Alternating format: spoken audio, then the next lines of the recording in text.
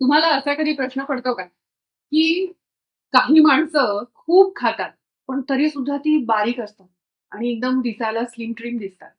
असं का होतं? आणि आम्ही तर नुसतं हवा जरी खाल्ली तरी जाड होऊन जातो मॅडम. असं कसं काय? आणि तुम्ही तर असं सांगतात, की मर्यादित खाल्लं पाहिजे, गोड खाल्लं नाही पाहिजे. खूप साखर खाणारी, खूप गोड खाणारी लोकं किंवा खूप जास्त कार्बोहायड्रेट, रिफाइंड कार्ब म्हणजे मैदा वगैरे, बेकरी हे लोकं जे खातात, ती लोकं जाड होतात. कारण त्या सगळ्याचं रूपांतर पोटात गेल्यानंतर अतिरिक्त साखरेचं रूपांतर चरबीमध्ये होतं. पण असं असूनही काही लोकं ही सगळे पदार्थ खातात, तरीही जाड मात्र काही दिसत नाही, बारीकच राहतात. त्याचं कारण काय? जाणून घेऊयात आजच्या या व्हिडिओमधून.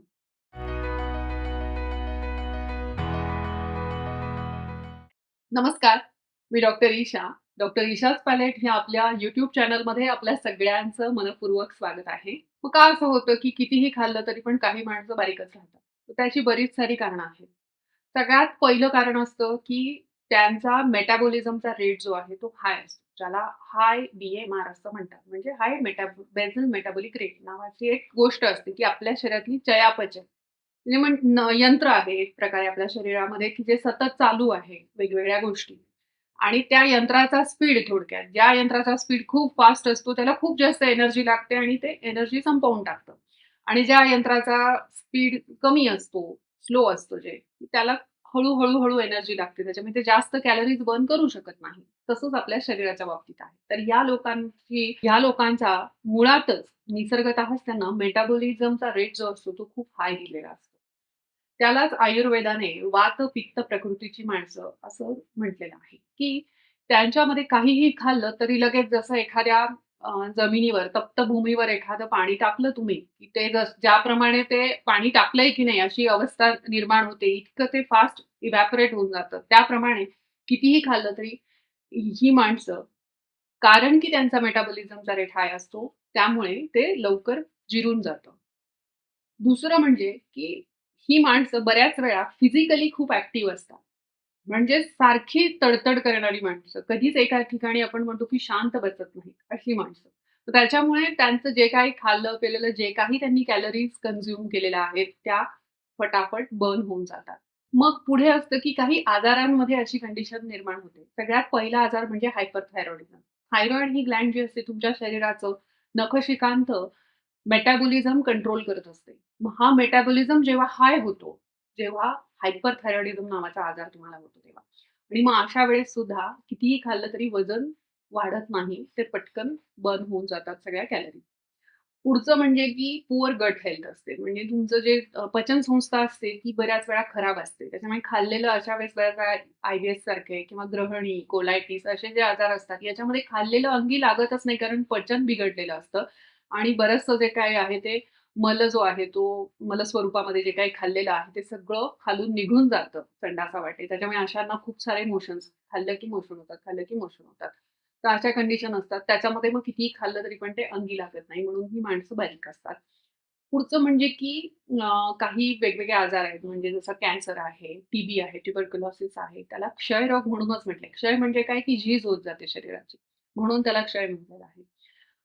नंतर काही लायपोडिस्ट्रॉफी नावाचा एक खूप रेअर आजार आहे, पण आहे की ज्याच्यामध्ये फॅट सेल्सच नसतात शरीरामध्ये. तर अशा सगळ्या कंडिशन असतात की ज्याच्यामुळे शरीराचं वजन वाढत नाही किंवा दिसताना ती माणसं जी असतात ती बारीक दिसतात. पण आता हे सगळ्या अ, आजाराच्या ज्या कंडिशन आहेत, त्या सगळ्या आपण बाजूला ठेवूया, की बऱ्याच वेळा असं काहीही नसतं, तरीसुद्धा ती माणसं कितीही खाल्ली तरी बारीक राहतात. तर मग ह्याचा अर्थ आमचं वजन वाढत नाही. मग काय फरक पडतो आम्ही किती मैद्याचे पदार्थ खाल्ले, किती सुद्धा साखर खाल्ली. तर ह्याला स्किनी फॅट नावाची कन्सेप्ट आहे, की बऱ्याच वेळा ह्यांचं जे काही फॅट आहे ना, ते वेगवेगळ्या पाउचेसमध्ये, पोटामध्ये, इकडे-तिकडे साठलेलं असतं आणि ते वरून लक्षात येत नाही. हात-पाय तर बारीक दिसतात. विशेषतः तुम्ही बघितलं असेल भारतीय माणसांमध्ये, की हात बारीक दिसतात. बाहेरून शरीर जे आहे ते तसं आटोक्यात आहे असं दिसतं. पण पोटाच्या ठिकाणी चरबी साठलेली असते. पोट किंवा मागच्या बाजूला तुमच्या बटक्सच्या बाजूला वगैरे हळू चरबी साठायला लागते. कारण असं होणारच नाहीये, की तुम्ही कितीही खाल, मैद्याचे पदार्थ खाल, साखर खाल, गोड खाल आणि तरीसुद्धा तुमच्या शरीरामध्ये फॅट साठणार नाही. ते कधी ना कधी, कुठे ना कुठे ते साठत असतं. ते फक्त आपल्याला लक्षात येत नाही. त्याला एक सुंदर संज्ञा दिली आहे, ती म्हणजे टोफी. म्हणजे थिन आउटसाइड, फॅट इनसाइड. अशा लोकांच्या आतमध्ये फॅट भरलेलं असतं. बाहेरून जरी ते थिन दिसत असले तरी सुद्धा. अजून एक त्याला संज्ञा आहे ती म्हणजे की MONW, metabolically obese normal weight. म्हणजे ही लोकं त्यांच्या शरीराचा जो काही अनुपात असतो म्हणजे मसल्सचा, बोन्सचा आणि फॅटचा याच्यामध्ये ती मेटाबॉलिकली ओबेस असतात. म्हणजे फॅटचं पर्सेंटेज अशा लोकांमध्ये जास्त असतं कंपेअर टू बोन आणि मसल मास. आणि सगळ्यात हेल्दी वेट कसलं आहे आपल्या शरीरामध्ये? हाडांचं वजन चांगलं असणं, तुमची हाडांची तब्येत चांगली असणं, तुमच्या मसल्सचं खूप चांगलं वजन असणं, हे सगळ्यात हेल्दी लक्षण आहे. त्याच्यामुळे बऱ्याच वेळा काट्यावर दिसतंय वजन 50 किलो. पण त्या 50 किलो मधलं जर 30% फॅटच असेल, 30 ते 35% जर तुमच्या शरीरामध्ये फॅटच असेल, तर ह्याचा अर्थ तुमचे बोन्स आणि मसल्स वीक आहेत. मग ते काट्यावर दिसणारं वजन 50 किलो नॉर्मल आहे आमचं. आमची हाईट आहे समजा 5.5 आणि त्या मानाने आमचं वजन आहे 50-55. आम्ही तर नॉर्मल आहोत. कारण की हाईटच्या अनुपातामध्ये ते वजन नॉर्मल दिसतं. पण जर तुम्ही आतल्या तुमच्या प्रत्येक गोष्टींचा रेशो बघितला, कंपोझिशन ज्याला बॉडी कंपोझिशन म्हणतात, की मसल्सचं वेट किती, हाडांचं वेट किती, तुमच्या चरबीचं वेट किती, हा जर रेशो बघितला, तर तो तिथे गडबड असतो आणि बऱ्याच वेळा तो आपल्याला दिसून येत नाही, कारण ह्यांची प्रकृती तशी असते किंवा बॉडी टाइप तसा असतो म्हणून. पण याचा अर्थ मग आपण हेल्दी आहोत का? तर नाही. कारण आपलं शरीरातलं जे काही फॅट आहे, जी काही चरबी आहे, ती जेवढी असायला पाहिजे, त्याच्यापेक्षा ती जास्त आहे. म्हणजे बऱ्याच वेळा जाड लोकांमध्ये हे पटकन दिसून येतं, की अरे हे जाड झालेत म्हणून. आणि त्यांचा बॉडी टाइपच असा असतो, की आपण ज्याला म्हणतो डबल हाडाची व्यक्ती आहे. म्हणून बऱ्याच वेळा असं वाटतं, की अरे हे जाड जाड आहेत लोकं. पण बऱ्याच वेळा त्यांचा जेव्हा बॉडी स्कॅन केला जातो, बॉडी कंपोझिशनचं जेव्हा एनालिसिस करतो आम्ही, तेव्हा लक्षात येतं, की ह्यांच्यामध्ये मसल्स आणि बोन्स यांचं वजन खूप जास्त चांगलं आहे. त्या मानाने त्यांचं फॅट एवढं नाहीये. आणि तेच उलटं बारीक-बारीक दिसणारी माणसं, पण ह्यांच्यामध्ये आतमध्ये फॅटच आहे भरलेलं. तर थोडक्यात साध्या भाषेत सांगायचं 2 पिशव्या आहेत. मी दोन्हींचं वजन 50 किलो आहे. पण जर एका पिशवीमध्ये कांदे, बटाटे आणि तेल आहे, त्या तेलाचं वजन खूप जास्त आहे आणि कांदे, बटाट्यांचं कमी आहे. आणि दुसऱ्या पिशवीमध्ये कांद्या, बटाट्यांचं वजन जास्त आहे आणि तेलाचं कमी आहे. अशी जी कंडिशन आहे, तशीच 2 शरीरं आहेत तुम्ही कन्सिडर करा, की ज्याच्यामध्ये फॅट खूप जास्त आहे आणि मसल आणि बोन्स हे खूप कमी आहे. तर असं जर तुमचं होत असेल, तर मग ते हेल्दी वेट नाही. जरी तुम्ही काट्यावर तुमच्या उंचीच्या मानाने तुमचं वजन व्यवस्थित दाखवत असले तरी सुद्धा. आयुर्वेदाने बघा इतकं सुंदर धातू पोषणाचा क्रम सांगितलाय ना, त्याच्यामध्ये चरबीला जे स्थान दिलेलं आहे म्हणजे मेदधातू सांगितला. मेदधातू म्हणजे शरीरातली चरबी किंवा फॅट. त्याला जे स्थान दिले ते अगदी मध्यभागी दिलेलं आहे. म्हणजे तराजूचा जो काटा असतो ना मधला, त्याच्यासारखं त्या मेदाचं स्थान आहे असं आयुर्वेद सांगतो. रस, रक्त, मांस, मेद, मेद हा मध्ये येतो आणि मग अस्थी, मज्जा, शुक्र म्हणजे 3 धातू इकडे आणि 3 धातू तिकडे आणि मध्यभागी बरोबर मेद येतो आणि त्या चरबीच्या म्हणजे मेदाच्या आधी मांस आहे.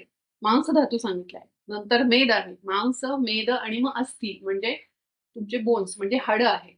म्हणजे थोडक्यात त्या मैदाचा जो अनुपात आहे, म्हणजे त्याचं जे प्रमाण आहे तुमच्या शरीरामध्ये, ते डिसाईड करतं, की तुमच्या हाडांची हेल्थ कशी राहील आणि तुमच्या मांस म्हणजे तुमच्या मसल्सची, पेशींची जी ताकद आहे ती कशी राहील. मग ते जेव्हा वाढतं, जेव्हा फॅटचं पर्सेंटेज वाढतं, तेव्हा इकडचा जो अस्थी धातू आहे, म्हणजे हाडं जी आहेत, तिचं पोषण कमी होतं आणि इकडचा जो मांस आहे, त्याचं पण पोषण कमी होतं. म्हणून मेदाला आयुर्वेदाने काट्याचं स्थान दिलेलं आहे, तराजूच्या काट्याचं. त्यामुळे त्याचं जे प्रमाण आहे, त्याचा जो अनुपात आहे, त्याला आपण प्रपोर्शन म्हणतो इंग्लिशमध्ये, ते तुमच्या बाकीच्या बॉडीच्या कंपोझिशनच्या मनाने एकदम परफेक्ट पाहिजे. ते किती पाहिजे? तर पुरुषांमध्ये हेल्दी ज्याला म्हणतात ते मॅक्सिमम 15% आहे. 10% ते 15% आणि स्त्रियांमध्ये इस्ट्रोजन वगैरे जे हॉर्मोन्स असतात, त्यासाठी स्त्रियांना फॅटची जास्त गरज असते. त्यामुळे स्त्रियांमध्ये हे 20% ते 25% असलं पाहिजे. 25 लिमिट अप्पर लिमिट आहे. 25% च्या पेक्षा तुमच्या बॉडीमध्ये फॅट नको. तुमच्या वजनाच्या 25% म्हणते आहे. 25 म्हणजे ही हायर लिमिट आहे. म्हणजे 25 म्हणजे एकदम हेल्दी नाहीये. 25च्या आतच पाहिजे तुमचं जे काही बॉडीचं फॅट आहे ते.